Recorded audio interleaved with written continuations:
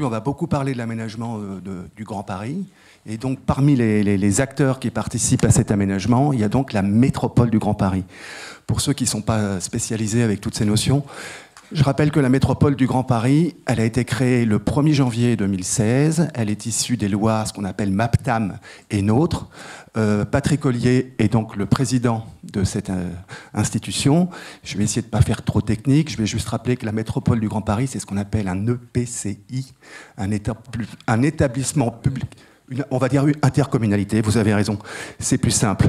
Donc elle regroupe les 3 départements de la Petite Couronne, l'ensemble des communes des 3 départements de la Petite Couronne, et une demi-douzaine d'autres communes réparties sur le territoire de la région Île-de-France. Ce qui pose un premier problème. Ensuite, donc, cette EPCI a pour l'instant 2 compétences. Le développement économique et la protection de l'air et de l'environnement. Au 1er janvier 2017, elle aura 2 nouvelles compétences. C'est l'aménagement du territoire métropolitain et l'habitat.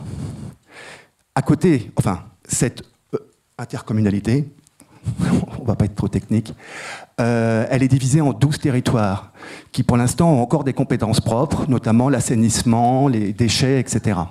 Et ces 12 territoires, pour l'instant, perçoivent encore ce qu'on appelle la cotisation foncière des entreprises. Mais, à partir de 2021, cette cotisation foncière des entreprises sera perçue directement par la métropole du Grand Paris. Ça pose une autre question. Je vais m'arrêter là, mais la métropole du Grand Paris, en tout cas pour ceux qui la contestent, et notamment une certaine Valérie Pécresse, présidente de la région Île-de-France, on conteste son périmètre, son organisation et ses compétences. Et c'est ça qui est en débat très régulièrement dans les colonnes des différents journaux. Un certain nombre de personnes s'attaquent à l'existence même de la métropole du Grand Paris. Voilà, moi je ne parle plus, j'ai planté le décor et je passe la parole à Patrick Ollier qui voudrait peut-être présenter. Prenez un micro. Oh, vous avez tort. Oui. Comment dirais-je, Valérie Pécresse est très humblement... On a 1 heure. Nous-mêmes. Oui, mais attendez, j'ai parlé 30 secondes, on ne va pas commencer. Non, mais c'est juste pour fixer tout de suite les règles du jeu. Elle va pas me la faire. Alors, il va de moi que je suis venu pour présenter la position de la région, merci adorable ami, présenter la position de la région qui, elle, considère que la métropole n'est pas la solution. Voilà, c'est très clair. Oui, c'est très très clair. C'est bien, c'est court. Ah oui, on avait compris. Non, vous avez chacun votre micro, donc ne vous dérangez pas. Pardon. Patrick Ollier, alors, ces attaques contre la métropole, défendez-vous. Mais je ne vais pas me défendre, je ne suis pas venu pour un match. Je n'ai aucun souci là-dessus. La métropole existe de par la loi. Je suis d'autant plus, comment dirais-je, en droit de défendre la métropole que j'ai voté contre cette loi, parce que j'estime qu'elle n'était pas achevée. Mais peu importe. Le fait métropolitain est un fait incontestable. Tous les grands pays, d'ailleurs, ont une métropole capitale. On ne peut pas imaginer que la France soit encore longtemps en retard, parce que nous sommes très en retard, pour constater le fait métropolitain et pour mettre en place cette institution qui va crédibiliser au niveau des activités économiques d'ailleurs et faciliter aussi la lisibilité des activités économiques. Je répète, je ne suis pas venu pour un match. D'abord, Didier Bariani est un ami. On a travaillé ensemble dans des cabinets ministériels il y a longtemps. Et je suis vraiment en toute amitié avec Valérie Pécresse et toute l'équipe de la région. Il y a plusieurs problèmes. D'abord, je suis personnellement agacé, je vous le dis très amicalement. Ça, c'est typiquement français. On commence à gratter les plaies avant d'avoir mal. C'est-à-dire qu'on commence déjà, alors que la métropole existe depuis 5 mois, on commence déjà à savoir comment on va la supprimer. Ça, c'est typiquement français. D'ailleurs, on fait toujours comme ça avec notre équipe de football, comme avec le reste. Maintenant, tout le monde est heureux parce qu'on a gagné. Souvenez-vous ce qu'on disait la semaine dernière. Voilà. Ensuite, on ne lui laisse même pas le temps de vivre. On ne lui laisse même pas le temps de démontrer comment elle peut être efficace avant de dire il faut la changer. Et dès à présent, la preuve en est aujourd'hui, on commence à faire des colloques pour savoir comment on va la transformer plus tard. Moi, je ne suis pas dans cette logique. Je suis ravi parce que je n'ai que des amis ici. Et je suis ravi d'avoir à parler de la manière dont on va travailler. Moi, mon souci à la tête de la métropole, c'est d'être efficace pour les 7 millions d'habitants que la loi nous donne en responsabilité. Mon souci, c'est de savoir comment je vais, avec toutes les équipes, puisqu'on a fait la gouvernance partagée, Madame Dagontry à côté de moi en est la preuve, cette gouvernance partagée, alors que nous sommes majoritaires, la droite et le centre, fait que nous avons voulu, en dehors des débats politiciens, se mettre d'accord tous ensemble pour créer cette institution, c'est-à-dire comment on va construire tous ensemble, gauche et droite confondus, quelque chose qui n'existe pas et quelque chose qui n'est qu'une intercommunalité. C'est pour ça que je vous ai repris, parce qu'il faut comprendre ce que ça veut dire. Je vais essayer de ne pas être trop long, parce que j'entends dire aussi que la métropole est un échelon de plus dans le millefeuille. Pardonnez-moi, mais c'est stupide. Bien, ceux qui ne connaissent pas le fonctionnement des intercommunalités peuvent dire ça. Mais ceux qui ont été maires, ou qui sont maires, ceux qui savent ce que c'est qu'une intercommunalité, ne peuvent pas le dire. Or, il se trouve que ceux qui parlent savamment de la métropole n'ont jamais été maires et n'ont jamais été dans une intercommunalité. Donc, ce que je voudrais, c'est leur apprendre, et la ville de Paris, la première, n'a jamais été dans une intercommunalité, la ville de Paris. La première. Ce que je souhaite, c'est faire par la pédagogie, par la discussion, comprendre d'abord ce que nous sommes, une intercommunalité, et savoir comment nous allons nous intégrer dans ce dispositif. Je schématise. Est-ce qu'il vaut mieux avoir un interlocuteur unique pour 131 maires, plutôt que de discuter 131 fois avec 131 villes différentes? Moi, je réponds, c'est plus simple d'avoir un bureau directeur, parce que ce n'est pas le président qui décide de tout, plutôt que d'avoir 131 maires à voir les uns après les autres. Donc ça simplifie les choses, ça ne la complexifie pas. Ensuite, un échelon supérieur, c'est un échelon supplémentaire, c'est un échelon qui perçoit l'impôt, qui décide de l'impôt. Est-ce que la métropole décide de l'impôt? Réponse, non. Alors peut-être que ça surprend les gens, mais... Pour l'instant. Mais oui, mais voilà, ça recommence. Pour l'instant. Alors peut-être que dans 10 ans, peut-être que dans 20 ans, moi je ne serai plus là et vous non plus. Non, mais en 2021, c'est pas dans 10 ans. Ce n'est pas vrai. Ce n'est pas vrai. Bien. Donc, non, je vais m'expliquer. Donc, est-ce que la métropole prélève l'impôt? Non. Est-ce que... Alors je vais vous reprendre ce que vous venez de dire. Les transferts qui sont prévus et qui, à mon avis, ne sont pas opérationnels, et voilà une chose qu'il faudra changer dans la loi. Voilà une chose qu'il faudra changer dans la loi. Bien sûr qu'il faudra revenir au Parlement, mais pas simplement pour gommer la métropole d'un trait de plume. Il faudra revenir devant le Parlement pour changer un certain nombre d'anomalies qui existent dans cette loi. Mais je voudrais terminer sur ce que je vous disais, ce n'est pas un échelon supplémentaire, c'est un échelon de simplification. Car une intercommunalité est un échelon de simplification. Pourquoi on crée des territoires? Moi, j'étais le premier à créer une intercommunalité dans l'ouest parisien, à Rueil, Malmaison, avec la ville de Nanterre, communiste. Je ne suis pas communiste, tout le monde le sait. Eh bien, je me suis mis d'accord avec le maire communiste de Nanterre pour que nos débats politiciens ils aient lieu aux élections et qu'entre-temps, on s'occupe de nos citoyens pour être utiles pour eux. Car nous sommes élus pour les citoyens, nous ne sommes pas élus pour nos égos personnels et pour nos combats politiciens. Ah ben ça change comme langage, c'est sûr. On a fait cette l'agglomération du Mont-Valérien. Elle se transforme aujourd'hui en territoire de 636 000 habitants, avec 11 communes. Eh bien, on va travailler dans l'intercommunalité, dans l'intérêt de nos citoyens. Les intercommunalités ne sont pas des complexifications de la vie, ce sont des simplifications. Ce sont des éléments qui permettent de mutualiser. L'intercommunalité est faite pour dire on va être plus intelligents ensemble que séparément. Et on va pouvoir mutualiser pour faire des économies. Et des services mutualisés permettent de rendre la même fonctionnalité tout en économisant de l'argent. Je pense que c'est plus intelligent de raisonner comme ça. Voilà ce que nous voulons faire. Alors, je reviens à la métropole et je termine. Donc, je pense que l'idée de l'échelon jusqu'en 2020 supplémentaire est un argument qui ne tient pas la route. Je pense que la lisibilité de la métropole du Grand Paris est importante au niveau international. Alors, il y a un problème avec la région. Moi, je n'ai pas de problème avec la région, puisque Didier, Valérie Pécresse et les dirigeants sont mes amis. J'ai fait une campagne déchaînée jusqu'à avoir 59% de voix à Rueil-Malmaison pour vous, Didier, et pour Valérie. Je suis ravi que Valérie Pécresse soit la présidente de la région. C'est une femme intelligente, compétente, et je la soutiens à fond. J'ai aucun problème. Elle a parfaitement le droit de penser que la métropole ne doit pas être organisée comme ça. Je ne vois pas pourquoi elle n'aurait pas le droit de le dire.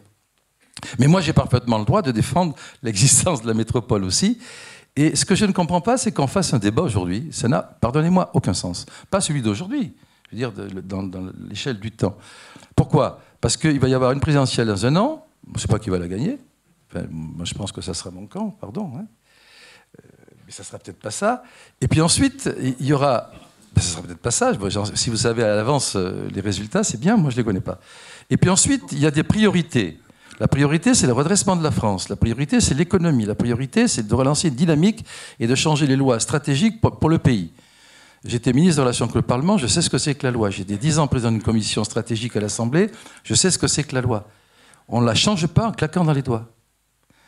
Et le nouveau Parlement aura beaucoup de travail à faire. Donc on discutera des problèmes de territoire pas avant 2018. Ça fait encore 2 ans. Ça, c'est mon point de vue. Donc laissez-nous tranquilles pendant 2 ans. Laissez-nous travailler et laissez-nous construire cette métropole. Les régions existent depuis 80 ans, les départements depuis 2 siècles, les communes depuis plusieurs siècles, nous depuis 5 mois. Et avant même qu'on ait le temps de respirer, on veut nous tuer. Alors moi, je demande à vouloir... Je me souvenir que j'étais sur les tapis de judo à un certain moment à l'international. Je sais ce que c'est qu'un combat et je sais ce que c'est, comment on le prépare. Mais laissez-nous le temps de nous préparer. 1, la métropole a 2 compétences cette année. 2, nous avons décidé avec la gauche de faire la gouvernance plurielle. Et on se met au travail sans aucun problème politique. Enfin, je vois, j'ai quelqu'un qui peut en témoigner ici. Sans aucun problème politique. Il y aura des débats politiques, mais ils sont liés aux campagnes politiques, pas à la construction de la métropole. 3, nous avons créé le bureau, nous avons voté notre budget, nous avons créé un fonds d'investissement de 70 millions, il va monter à 80 millions d'euros pour cette année, on n'a pas encore commencé à le faire fonctionner. Nous avons lancé nos commissions et nous avons déjà des projets, mais qu'on nous aide à réaliser nos projets dans le cadre de nos compétences. C'est ça qui est important. Et moi, j'ai une grande confiance en la région, parce que je sais que la présidente de la région, je sais que les dirigeants de la région respecteront le fonctionnement des institutions et les relations amicales que nous avons. Je n'ai pas de doute pour que la région nous aide, comme elle doit aider toutes les intercommunalités qui sont sur son territoire, quelle qu'elle soit, y compris la métropole, dans le cadre des attributions de subventions et de soutien. Et je pense que la région aura d'autant plus de facilité, cher Didier, à faire cela, qu'effectivement, en discutant avec un président ou un bureau de la métropole, c'est plus facile que discuter avec 131 villes différentes. Voilà ce que je peux dire. Donc ce que je veux, c'est qu'on réalise les opérations qu'on a engagées, alors que, je répète, on n'a pas encore nos locaux, on commence à recruter, ça y est. Bien, il faut 2-3 mois pour que les gens puissent venir, donc c'est un peu long. Mais on a lancé Inventons la métropole du Grand Paris. Ça vous concerne tous, que vous vous occupez des BTP, parce qu'au départ, on a dit « Ah, ça c'est irrefond ce que Paris avait fait, etc. » Oui, je me suis inspiré du très bon exemple de Paris, et alors? Pas parce que c'est un maire socialiste qui a eu une bonne idée que je ne vais pas la récupérer. Moi, je pense que les bonnes idées s'en prennent partout. Et ce Inventons la métropole, au départ, il y avait 20 sites. 20 au départ. On va dire, oh, tu n'iras pas plus loin. Aujourd'hui, on en a 80. Et je vois Philippe Yvain, avec lequel je travaille en confiance et en bonne entente. Le gouvernement a décidé de nous donner les hubs du Grand Paris. On en parlera tout à l'heure. Ils sont dans les 80 sites. Hein. Bien. Et du coup, on a fait un comité d'organisation avec la Société du Grand Paris, cher Philippe, avec la métropole, avec la préfecture de région. On se réunit tous les 15 jours à peu près. Il n'y a pas l'ombre, enfin moi je n'ai pas découvert de problème, ça se passe admirablement bien. Y compris d'ailleurs que la Société du Grand Paris accepte de financer, parce qu'on n'a pas beaucoup de budget, un certain nombre d'opérations, notamment de communication. C'est formidable. On est en train de construire 80 sites, on va saturer l'atmosphère. Et je pense qu'on va prendre la décision de faire peut-être 2 sessions. Car je ne vois pas comment on peut, alors qu'à Paris, il y avait 21, 22 sites, ils ont quasiment saturé la possibilité des architectes et des financiers de s'associer en équipe pour créer des projets clés en main. Avec 80 sites, vous imaginez la complexité des choses. Donc nous sommes plutôt dans un succès qui nous emporte. Alors, bonté divine, aidez-nous à concrétiser ce succès et les franciliens dépendants de la métropole en seront encore plus heureux. Merci Patrick Collier pour ce plaidoyer. Marie-Pierre de la Gontrie. Alors vous avez une triple casquette, donc c'est très intéressant dans le débat, parce que vous êtes à la fois, donc on l'a dit tout à l'heure, conseillère régionale, vous êtes même présidente de la commission des finances, vous êtes conseillère de Paris et vous êtes conseillère métropolitaine. Donc, en plus, vous avez écrit un livre là-dessus il y a 2 ans sur la région Île-de-France, son aménagement, etc. Qu'est-ce que vous pensez, vous, de cette problématique, et notamment, est-ce qu'il y a un problème de périmètre pour la métropole du Grand Paris? Alors, merci de votre invitation, merci de votre accueil, très bonne idée, et je salue toujours la bonne idée qui avait procédé à la naissance du journal du Grand Paris. Je rajouterais, merci d'avoir rappelé mes mandats. Enfin, je rappelle juste que pour être conseillère métropolitaine, il faut être élu. Non, je dis ça parce que certains se disent, bah, dis donc, le cumul des mandats, etc. Par ailleurs, je suis effectivement socialiste. Et je le précise juste parce que ça veut dire que, d'une part, moi, j'étais première vice-présidente au moment où la région participe, dans des conditions parfois un petit peu complexes, en tout cas à la réflexion sur la naissance de la métropole du Grand Paris. Et aujourd'hui, je participe à cette aventure métropolitaine qui, comme Patrick Ollier le rappelait, par la configuration électorale, se trouve être dans une présidence qui est celle de Patrick Ollier, mais où il y a une sorte de partage d'approche entre la gauche et la droite, signe que il est possible de faire de la politique pour les administrés sans sectarisme excessif, même si on est toujours guetté par ce retour. Alors, je reviens à votre question que je n'ai pas oubliée sur le périmètre. Moi, effectivement, j'avais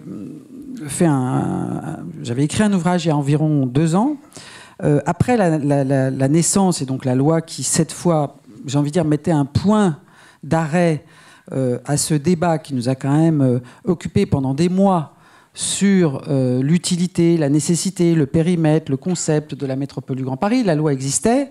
Et à l'époque, j'étais donc vice-présidente de la région. Il se trouve qu'en plus, j'espérais en être présidente. Autant vous dire que sur ce coup-là, voilà. Mais n'empêche qu'il faut toujours réfléchir. Et je m'étais interrogée sur l'Île-de-France. C'est pour ça que je pense, j'ai lu comme vous et entendu en séance dès le 18 décembre, jour de son élection, j'ai entendu les propos assez définitifs de Valérie Pécresse sur la métropole, qui veut, enfin on va faire simple, qui veut qu'elle soit supprimée. Donc, pour elle, la région, c'est la métropole. Oui, elle veut supprimer l'institution et au moins elle ne s'embarrasse pas de fioritures dans le propos. Avec un propos d'ailleurs qui est très très étonnant que j'ai lu dans la Tribune, qui me laisse toujours perplexe quelques jours après sa lecture. Elle dit: le temps des gouverneurs est venu. Donc bon, donc. Gouverneur élu. Non, excusez-moi, je suis très attentive. Bref. Donc la question du périmètre. Moi, je ne pense pas qu'il faille. Xavier Bertrand qui a dit ça et elle reprend à son compte la phrase de Xavier Bertrand. Ouais. Donc moi, je ne pense pas par principe que tout ce que dit un adversaire politique est inintéressant. Il faut toujours essayer de comprendre ce que veut dire l'autre. Donc je comprends son point, c'est-à-dire qu'elle craint au fond d'une part, mais vous y avez très bien répondu, ce qu'on a appelé, enfin ce que certains ont popularisé comme étant le millefeuille.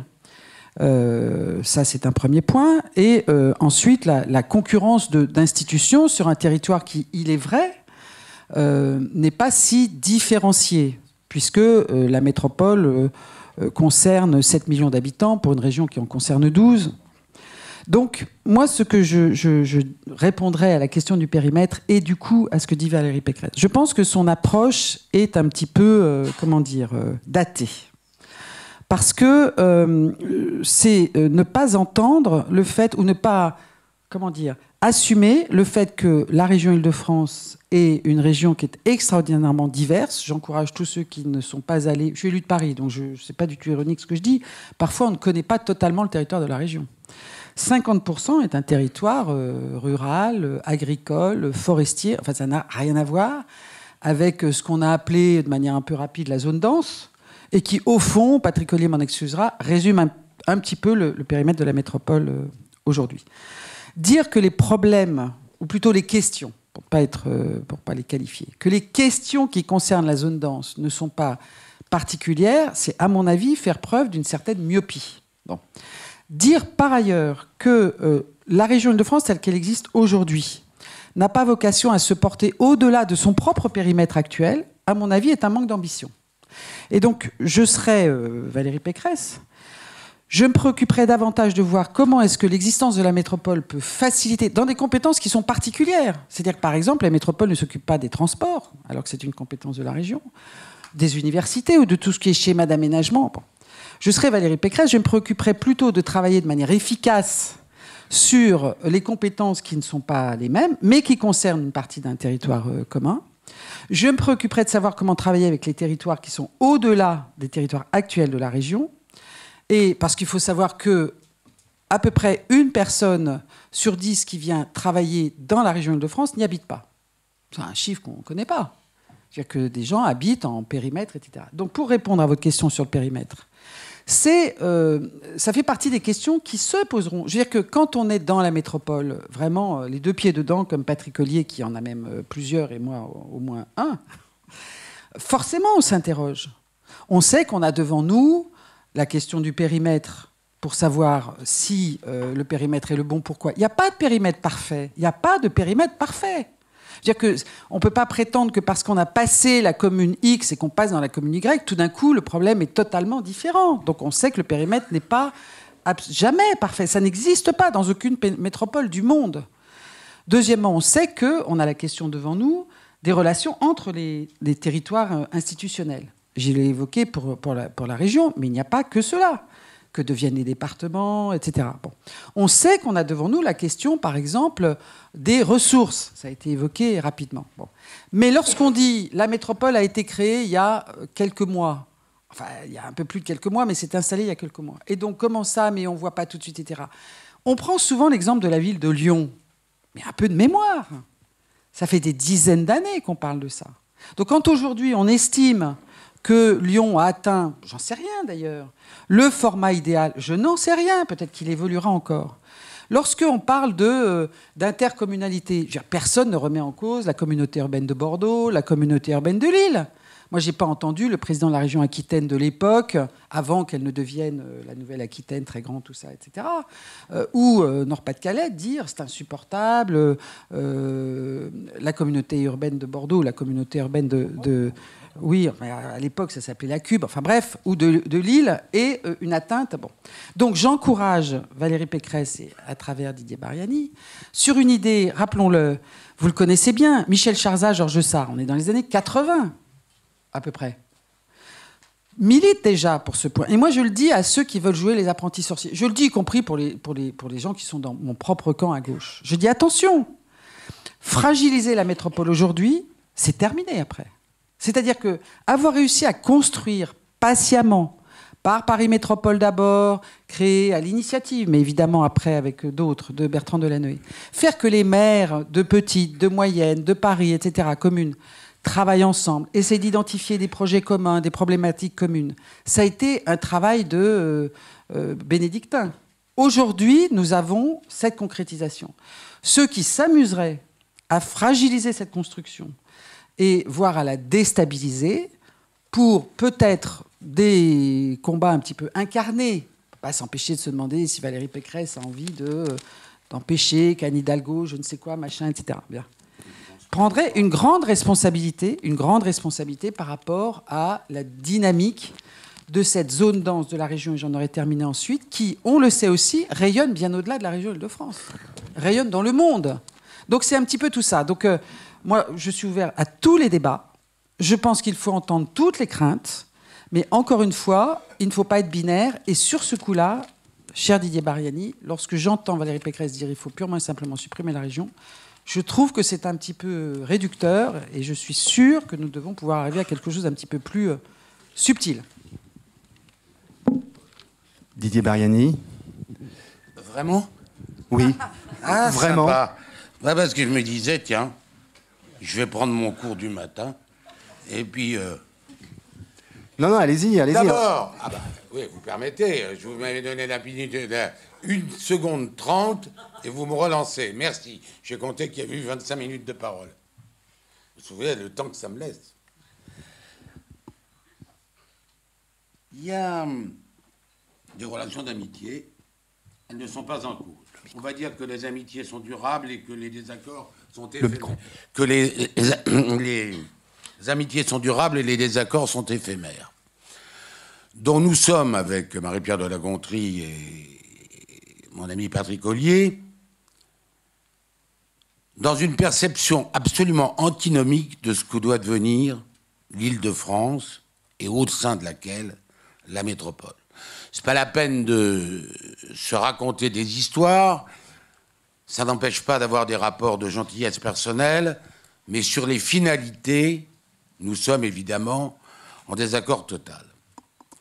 C'est, je crois, le général de Gaulle baladé en hélicoptère dans les années 60 par le préfet de l'Ouvrier, et regardant le caractère hétérogène fumeux de Paris et de ses environnements, avait dit de l'Ouvrier, mettez-moi de l'ordre dans ce bordel. Les choses n'ont pas tellement changé, l'idée est assez ancienne. L'idée est assez ancienne et c'est vrai que c'est une longue idée et qu'elle vient de très loin. Sauf que depuis, il y a eu les villes nouvelles, sauf que depuis, il y a eu des pôles d'attractivité qui se sont créés loin de Paris. Et que Paris a toujours été, allez, disons, bénéficiaire de tout ce que lui amenait cette construction francilienne autour de Paris, mais n'en a pas forcément assumé les contraintes, mais je suis solidaire de mes 25 ans de passé naturellement au Conseil de Paris, quelles que soient les mandatures. Je veux dire, j'essaye de dire des choses simples. Valérie Pécresse ne peut pas le dire plus simplement, puisqu'elle dit que ça complexifie, que ça taxe et que c'est inutile. Alors, je laisse à l'auteur de ces lignes la responsabilité solidaire de ce qu'elle en dit, mais réfléchissons un peu. Elle a écrit avec le maire de Londres, le nouveau, un papier entre les États-nations et les régions et les villes-nations pour montrer tout l'intérêt des premières. Nous sommes pour une simplification, une transparence de ce qui est la région Île-de-France. À ceux qui nous disent, ah, je les connais, agrandissez l'Île-de-France. Mais ça, c'est une idée qui date d'un peu plus de 50 ans. Je n'étais pas encore à l'armée, mais j'étais déjà né. Moi aussi. Ça ne se voit moins. Mais on disait ça. Et on disait, finalement, on va reformater le Grand Paris. Et là, on est rentré dans une usine à gaz dont on comprend bien ce à quoi elle voudrait parvenir, mais on comprend mal comment elle va pouvoir s'y prendre. À titre indicatif, et pour être simple, Patrick, nous sommes pour que les gens y comprennent quelque chose.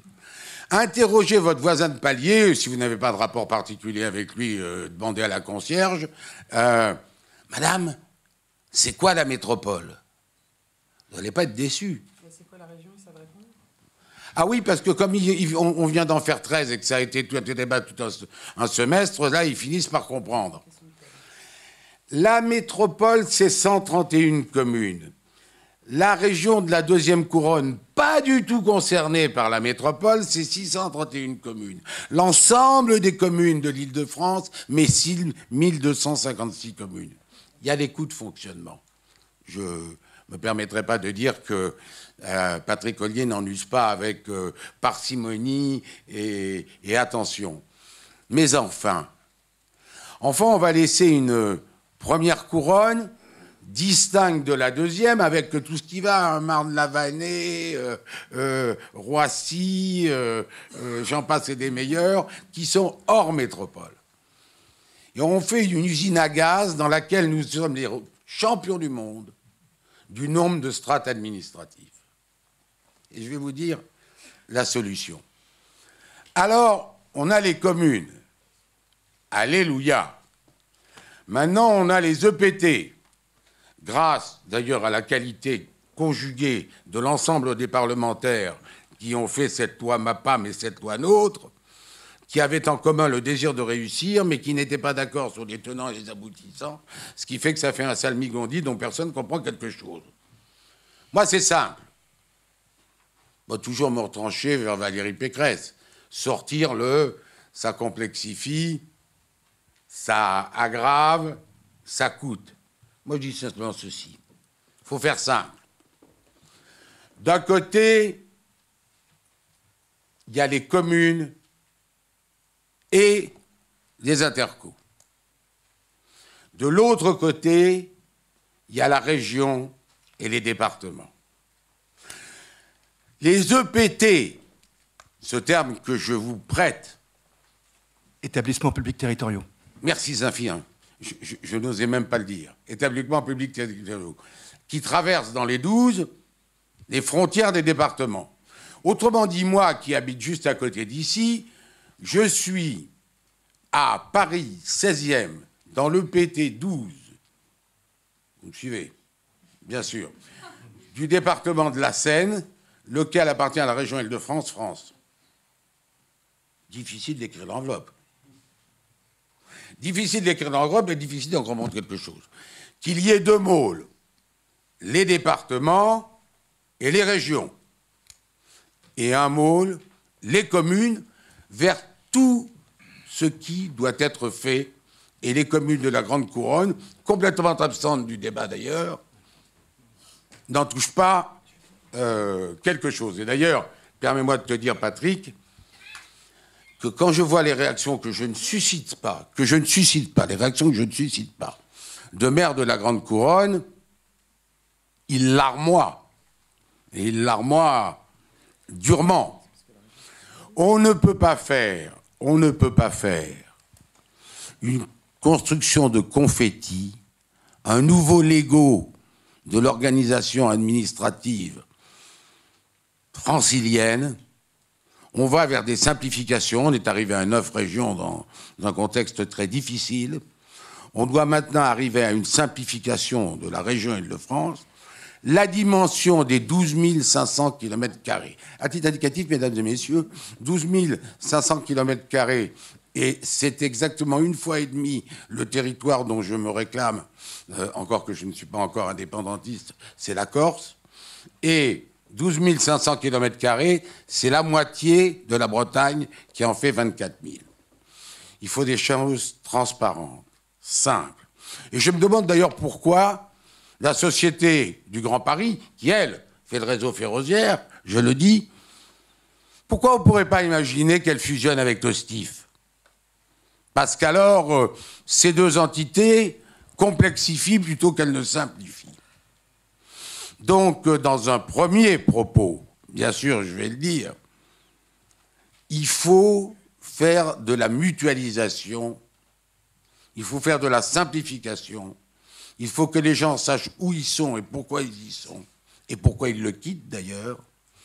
Et mon sentiment, c'est que la relecture législative s'impose, que la majorité actuelle reste. J'ai cru comprendre que Manuel Valls avait dit à Mme Valérie Pécresse que de toute manière, il y aurait remise à plat législative, et si l'opposition gagne, bon, il y a un certain nombre de candidats majeurs qui se sont engagés, comme François Fillon, dans la remise en cause de la métropole. Faisons simple, faisons équitablement pour toutes les villes d'Île-de-France où elles se trouvent. Développons les pôles de compétitivité qui sont hors la métropole. Ça n'enlèvera rien à personne et ça donnera sa chance à tout le monde. Et ça permettra, avec 12 500 km², de concourir avec Londres, de concourir avec Berlin. Je ne parle même pas des États asiatiques, c'est une autre construction. Mais très sincèrement, j'ai bien peur qu'à avoir développé un moteur à gaz, on n'arrive pas à la simplification, on arrive au surcoût et à la complexification. Voilà comme propos. Merci, merci Didier Bariani. Je vais évidemment repasser la parole à Patrick Ollier. On va essayer de rentrer un peu plus dans le détail. Donc sur cette question du périmètre, alors là pour le coup je vais me faire un peu l'avocat du diable, mais je pense que c'est vrai on aurait pu imaginer une autre structure, et peut-être là vous allez accepter que l'année prochaine ou je ne sais quand ça évolue, parce que Saclay qui n'est pas dans la métropole, Roissy qui n'est pas dans la métropole, j'allais dire Mickey, excusez-moi, Euro Disney qui n'est pas dans la métropole. Mickey aussi. Oui. C'est peut-être un peu ennuyé pour l'aménagement, etc. Bien, je vais vous répondre, mais je voudrais reprendre au banc ce que vient de dire Didier Bariani, car je suis d'accord avec lui sur tout ce qu'il a dit sur la conclusion. Nous ne sommes pas d'accord sur la manière de le faire. Tout à fait différent. quand tu dis, Didier, il faut mutualiser. Mais bien sûr, la métropole est là pour mutualiser. Pourquoi? Parce que c'est une intercommunalité et que seuls les maires peuvent mutualiser entre eux, car seuls les maires ont le pouvoir opérationnel sur leur territoire. Pardon, mais la structure régionale, qui est une collectivité de plein droit d'une autre nature juridique qu'une intercommunalité, n'a pas le pouvoir, à la place des maires, de mutualiser sur leur territoire. Je pense que chacun doit comprendre ça. Donc on ne peut pas faire le parallèle et dire que c'est la même chose lorsqu'il s'agit de deux structures juridiquement totalement différentes. La région est une collectivité de plein droit avec des pouvoirs particuliers, quelle que soit la région d'ailleurs, PACA, Aquitaine ou parisienne, qui consiste à émettre des schémas stratégiques, qui consiste à fixer des orientations et à apporter des soutiens financiers aux intercommunalités qui les mettent en œuvre. Parce que seuls les maires peuvent décider sur leur territoire de prendre des décisions opérationnelles, c'est bien évident. Donc mutualiser, oui, mais justement la métropole est un lieu pertinent de mutualisation. Ce que n'est pas, c'est pas faire offense ni à Didier ni à Valérie de dire que la métropole, la région, pardon, n'est pas un lieu de mutualisation. Parce que les conseillers régionaux n'ont pas le pouvoir opérationnel sur les territoires des maires. Je pense que tout le monde doit le comprendre. Bien. À partir du moment où il y a deux structures de nature juridique différentes, il faut savoir à quoi elles servent. Bien, la loi l'explique très bien. Alors après, on peut parler de l'effet de seuil dont parle Didier Bariani. Il a raison sur l'effet de seuil. Mais quelle que soit l'ampleur de la collectivité créée, ça fait 30 ans que je m'occupe de ça au Parlement, et Dieu sait si... C'est moi qui ai créé les pays, par exemple, dans la loi. Parce quoi? Parce que j'imaginais que c'était des territoires pertinents de développement. Bien, il y a toujours un effet de seuil avec celui qui est à côté. Et quelle que soit la dimension de cette collectivité, il y a toujours un effet de seuil. Si ce n'est pas la deuxième couronne, ce sera la troisième, puis après ce sera la quatrième.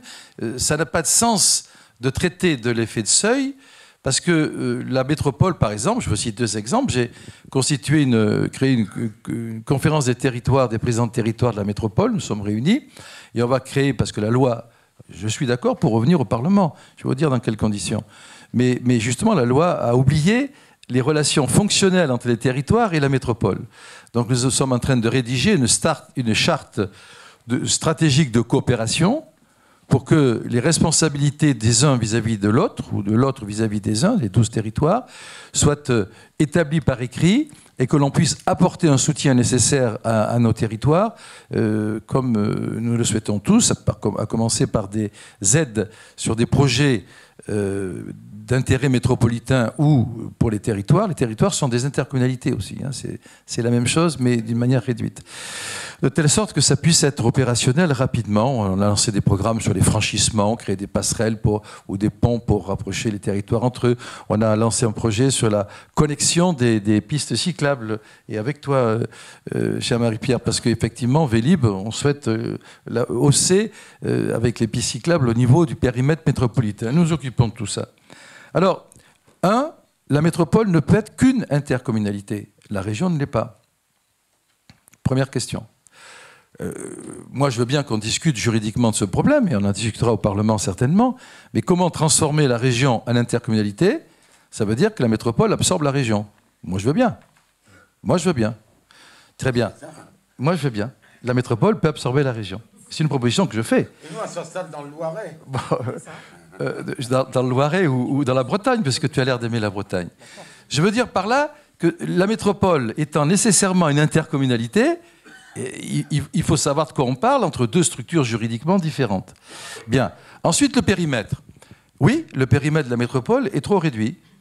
Parce que la loi a oublié de manière stupide la totalité de la zone dense. La métropole ne peut être qu'une intercommunalité, acte 1. Acte 2, elle doit être le périmètre de la zone dense concernée. On a réuni l'autre jour les principaux maires des principales métropoles du monde. On a eu un débat toute la journée de lundi fort intéressant sur la pollution. On a discuté ensuite entre nous du périmètre de leur métropole. Toutes les métropoles du monde, à commencer par Londres, on parle de Londres sans arrêt, c'est la zone dense. Ça ne peut être que la zone dense, parce qu'une intercommunalité peut, opérationnellement, par les maires qui ont le pouvoir sur leur territoire, régler les problèmes qui les concerne, notamment la zone dense. La métropole n'a pas vocation, cher Didier, à être la première productrice de blé de France, parce que la région Île-de-France est la première productrice de blé, et j'en suis ravi pour elle, car il y a 50% du territoire de la région Île-de-France qui est en domaine rural. Il y a combien de maires dans la région Île-de-France, Didier? 259. 1259 maires. Alors moi, je veux bien qu'on fasse une intercommunalité de 1259 maires, mais le problème n'est pas là. Le problème n'est pas là, parce que ces intercos, dans la zone rurale, elles sont utiles, et c'est bien, mais ce n'est pas les mêmes problèmes que ceux de la zone dense. Donc, oui, il faut voir le périmètre de la métropole. 2, tu as dit que certains souhaitaient l'élargissement du périmètre de la région Île-de-France. C'est vrai que je l'ai dit moi-même, je maintiens ce que je dis. Je pense que le gouvernement a manqué 2 choses lors du vote de la loi. Il a manqué 2 choses. Il a manqué l'élargissement de la... Il a manqué l'élargissement de la région Île-de-France, c'est un premier point. Et il a manqué aussi sur le problème des départements, qui est un deuxième point. Alors on dit qu'il faut supprimer des feuilles de millefeuilles. Mais regardez ce qu'a fait Lyon, la métropole de Lyon, le département n'existe plus, il est fusionné dans l'ensemble. Bien, donc moi je suis pour le conseiller territorial, qui est une option qu'avec Sarkozy on avait mis en place, pour que justement il y ait un échelon qui disparaissent en fusionnant 2 échelons, région et département, un élargissement de la région Île-de-France pour qu'il n'y ait pas d'effet de seuil entre la métropole et la région, puisque nos amis ne veulent pas comprendre que 2 structures de nature différente ne peuvent pas être en compétition entre elles. Une intercommunalité ne peut pas être en compétition avec une région qui est une collectivité de plein droit élue au suffrage universel, ce que n'est pas une intercommunalité, puisque c'est une coopération volontaire entre des maires. Je répéterai ça sans arrêt. Sur le plan du budget, le gouvernement n'a pas donné à la métropole un budget suffisant. Alors on dit c'est une feuille supplémentaire. Alors je reprends ce que vous disiez au début. La métropole ne lève pas l'impôt. C'est moi qui suis à l'origine du fait, dans la loi, parce qu'il y a eu Pardon, je me suis mis en avant, et c'est vrai, mais c'est moi qui ai obtenu, à force de combat, que les EPCI, les EPT, soient reconnus comme des EPCI, c'est-à-dire que ces fameuses intercommunalités soient reconnues comme des EPCI, c'est-à-dire des établissements publics, coopération intercommunale, ce qui n'était pas le cas au début de la loi. Et pour faire plaisir à l'opposition, et à la gauche aussi, parce que nous avions voté ça à 94%, gauche et droite confondus, dans le syndicat dont a parlé Marie-Pierre tout à l'heure, Paris Métropole. Bien. Et nous avons demandé que ces établissements publics territoriaux aient une structure juridique, ce que la loi ne leur donnait pas. C'est quand même une aberration. Nous avons obtenu gain de cause pour 4 ans. Donc ne serait-ce que pour cela, il faut revenir devant la loi pour maintenir les territoires en EPCI, qui continueront à toucher la CFE. Moi, je ne veux pas que la CFE remonte à la métropole. Car il faut que les territoires, dans le respect des décisions des maires, puissent avoir leur propre logique de développement et puissent financer leur propre projet dans la proximité du couple territoire-commune. Ça, c'est essentiel. À partir de là, la CVAE, je parle devant des spécialistes, vous savez tous ce que c'est, va à la métropole. Bon, elle continuera à aller à la métropole, mais elle existe déjà. 3,7 milliards à peu près, c'est ça? Oui, 3,7 milliards, mais le premier acte que j'ai eu à faire en tant que président de la métropole, 8 jours après avoir été élu, ça a été extraordinaire, c'est signer 3 milliards de transferts de finances de la CVAE qui était montée à la métropole et que j'ai redistribué aux mairies, aux 131 mairies. Les maires ont été ravis de recevoir les virements car nous avons respecté nos engagements. C'est formidable, vous n'existez pas encore et vous avez assigné des chèques pour 3,7 milliards. Mais ceci est un principe de fonctionnement budgétaire qui existe déjà. Ça ne change rien, puisque cette CVAE existe depuis une dizaine d'années. Et que la métropole ne la créera pas puisqu'elle existe. Et dans 4 ans, si on n'est pas capable de changer la loi pour établir de manière précise un budget définitif de la métropole se contentera à ce moment-là de fixer les taux, puisqu'on va vers... Là aussi, vous êtes tous des responsables d'activités économiques. Ce qu'on veut, c'est que le développement économique soit la première préoccupation de la métropole. Et ce qu'on veut, c'est que les mairies s'engagent dans des initiatives de développement. On est en train de préparer des mises en place Pardon ? Bon, ben, je vais arrêter. On est en train de mettre en place des différentes initiatives, j'en parlerai plus tard, mais il est bien évident qu'on ne changera rien, ni à la fiscalité, ni au problème de feuilles nouvelles, de feuilles dans le millefeuille, parce que cette fiscalité, elle existe, elle continuera d'exister. Marie-Pierre de la Gontrie, vous aussi, qu'est-ce que vous verriez, imagineriez comme évolution? Le périmètre, c'est bon, on en a parlé. En termes de compétences et en termes de fiscalité. Compétences, parce que là aussi, est-ce qu'il n'y a pas un problème de chevauchement entre la région Île-de-France et la métropole sur tout ce qui concerne le développement économique? Alors ok, la loi NOTRe avait donné compétence à la région pour le développement économique, mais il se trouve que sur son territoire, la métropole est également compétente en matière de développement économique. Et si un jour il n'y a pas les mêmes majorités à la tête de la métropole et à la tête de la région, ça peut poser des problèmes, non? Est-ce qu'il faudrait peut-être revoir les choses? Alors, je vais vous répondre, mais évidemment, ce que j'ai entendu... Ça serait bien que les gens répondent aux questions, parce que... Ah ben j'entends bien, mais pour autant, le débat, c'est aussi... On faisait une matinée là-dessus, parce que... Non, mais je vais vous répondre simplement. Vous savez, l'avantage, c'est que les femmes sont toujours beaucoup plus concises dans leurs propos. Donc, vous allez voir, ça va aller très vite. Répondre... Non, mais vous n'êtes pas le seul. Mais c'était très intéressant. Non, simplement, juste pour les personnes qui sont là, parce que nous, on discute tout le temps, donc voilà. Moi, ce qui m'a frappé quand j'ai écouté Didier Bariani parler des structures, des machins, des EPT, etc., où sont les gens dans vos propos? Où sont les gens? Je veux dire par là que moi, ce qui me préoccupe, c'est très simple. C'est, alors, l'histoire de, oui, mais la métropole, les gens ne savent pas ce que c'est. Quand je disais, à peine en plaisantant, parce que vous croyez que la région... Vous savez, moi, j'ai fait les campagnes régionales. Honnêtement, je ne suis pas sûr que les gens sachent très exactement à quoi sert la région. Mais bref. Mais quand je dis où sont les gens, c'est que les histoires de structure, tout ça, ça intéresse que nous. Bien. Donc, la question, c'est l'efficacité.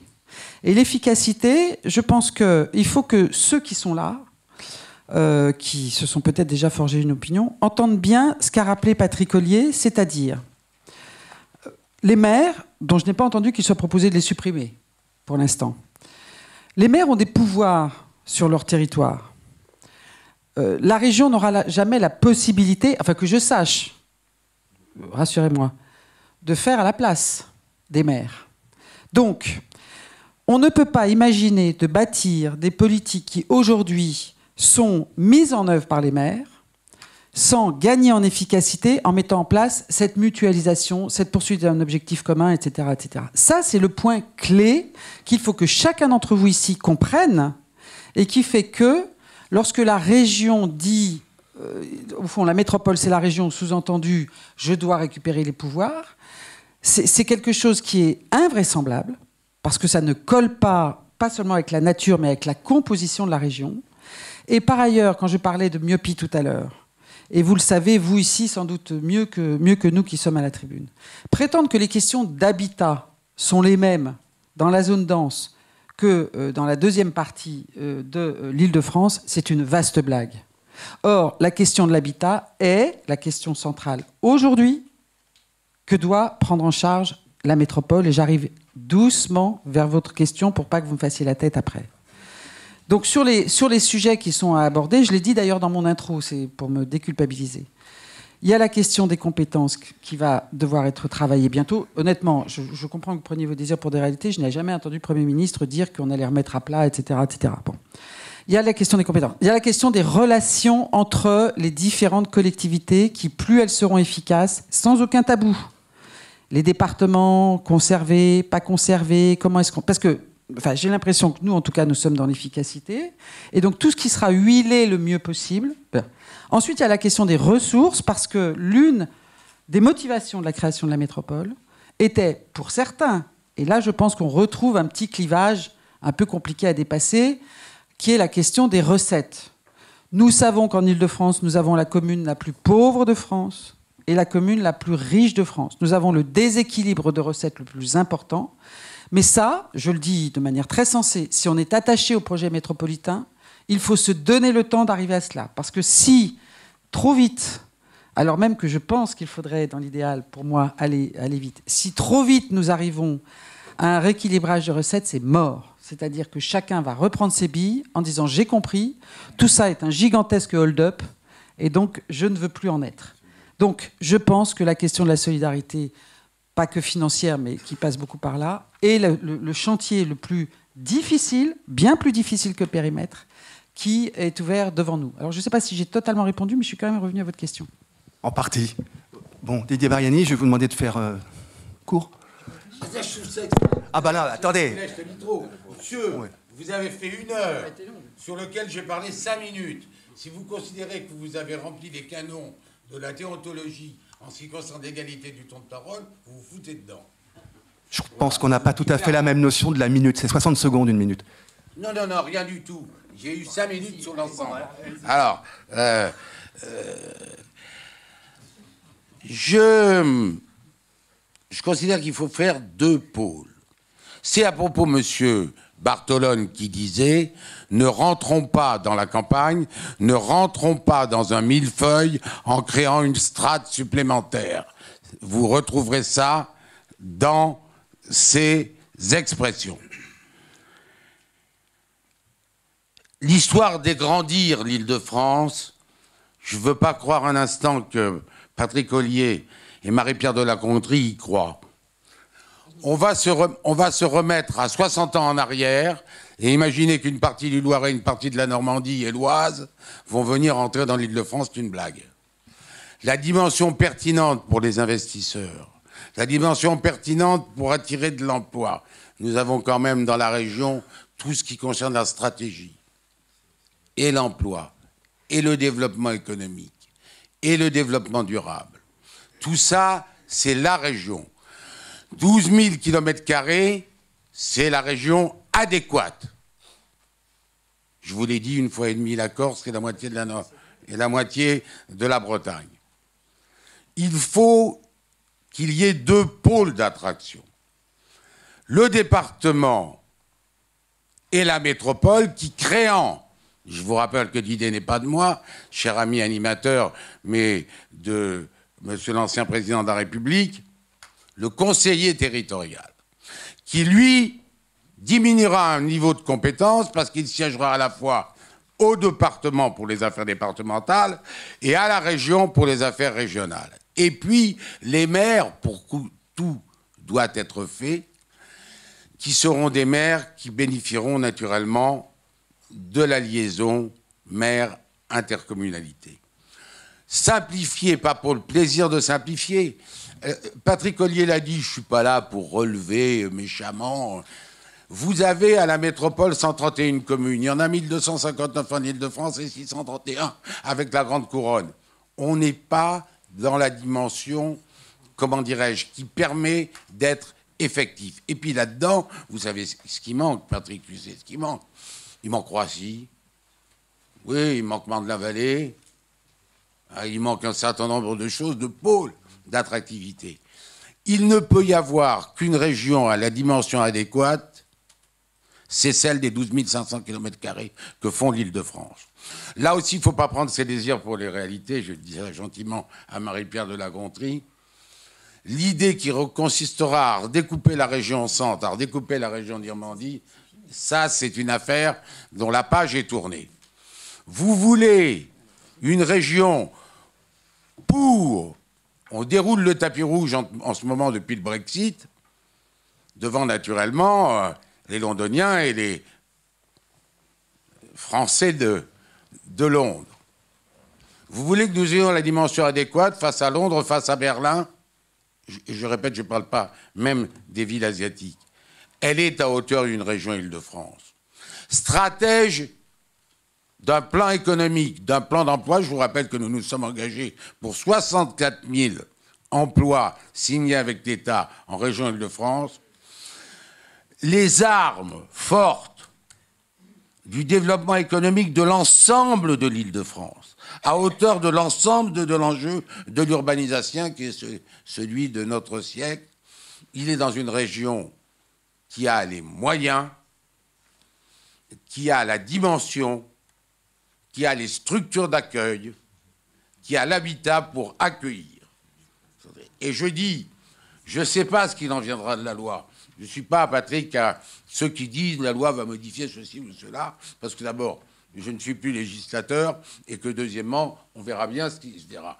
Mais reconnaissons ensemble, je croyais qu'on était au moins d'accord là-dessus, que l'état de parcellisation de la région, puis au sein de la métropole, puis les EPT, c'était peut-être pas le fin du fin de la lisibilité politique. Et ça ne l'est pas.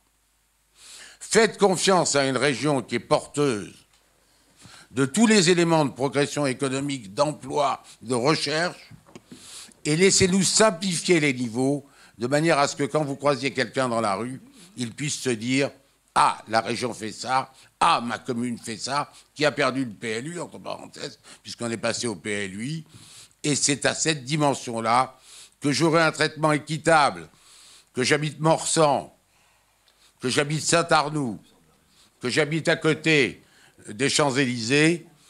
C'est la dimension incontournable de la compétitivité de Paris et du retour sur les 700 000 emplois qui nous manquent, parce que c'est la dimension adéquate et qu'elle a les moyens de le faire.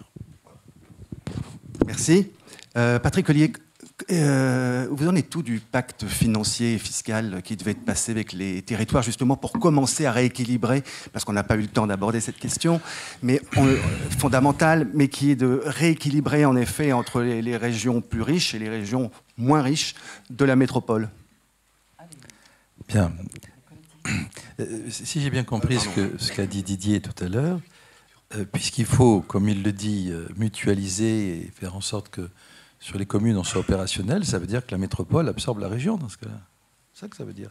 Parce que comme ça ne peut être qu'une intercommunalité et que ce sont deux collectivités de nature juridique différente, je pense qu'en vérité, il faut qu'on travaille ensemble, il faut qu'on se mette d'accord.